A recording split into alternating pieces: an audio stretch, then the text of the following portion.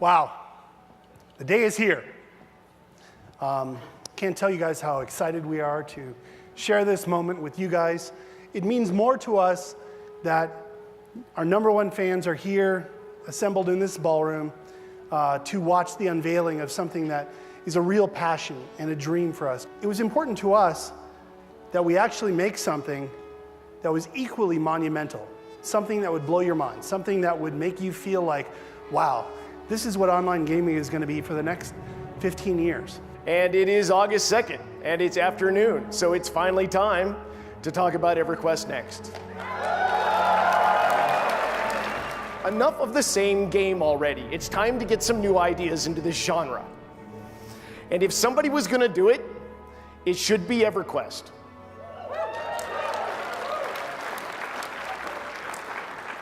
Again. Now, not everybody is familiar with SO Emote because it's only in EQ2 right now. But SO Emote, just to recap for everybody, is this really cool tech we have where you can have your webcam on your monitor, and as it faces your face and you move your face in real time, so does the character's face move inside the game. And that kind of effect, whether you're triggering manual emotes or using SO Emote, it looks like this. And I think you'll see that expressiveness like this just does not exist in any other game. As you're moving through the world and you encounter a low obstacle, you can just sort of vault over the top of it without any effort, or slide down a hill, or be able to jump up and grab a ledge and pull yourself up, or rough and tumble off the top, maybe even a double jump in the air. What multi-classing is when you start the game, there's 8 different classes that you can pick from. Each class has a couple of weapons that you can choose and a handful of character abilities that go with it. And then as you go out into the world and you start exploring, as you do adventures and as you talk to different NPCs, you'll find opportunities to acquire new classes, to collect all these different classes that are out there. And there's more than 40 or so classes out there in the world for you to explore and find. Something we have always wanted to do as designers and game developers. There's never been a time in my 25 years of building games where we did not have this conversation at least once when we were starting a game. We wanted to be able to blow up anything, anytime, anywhere. So you don't know what's going to be set up, and that's a big part of the game. So as you go through and you try to do things, the world will be reacting to what you've done, and you will be making change.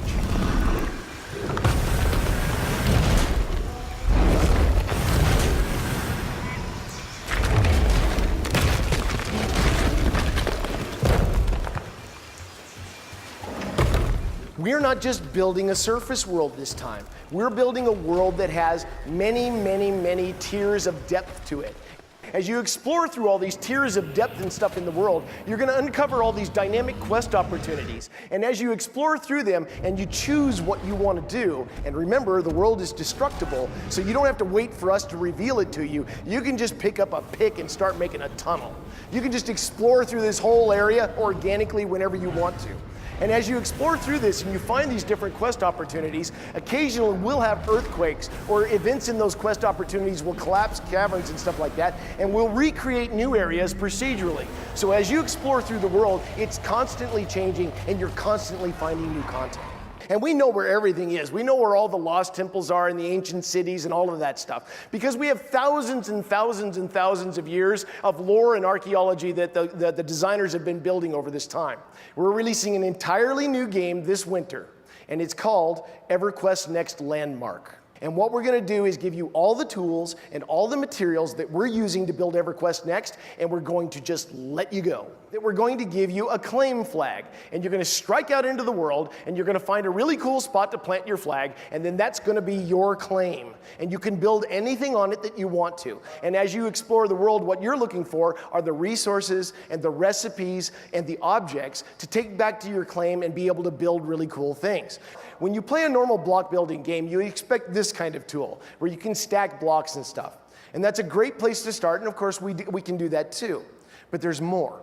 Because in our game, the voxel brush can change size, which allows you to very easily and very quickly create an amazing amount of detail.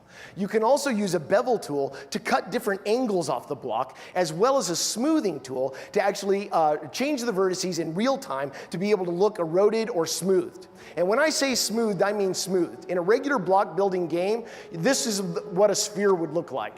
In EverQuest Landmark, this is what a sphere looks like. This is a time lapse of actually building. It represents about 22 minutes of real time.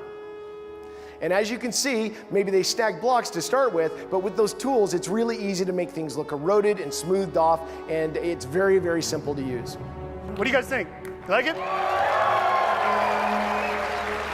It's amazing. Oh my God. I love the new graphics. I thought it was fantastic. I think it looks really good. You feel like you're playing in an animated movie.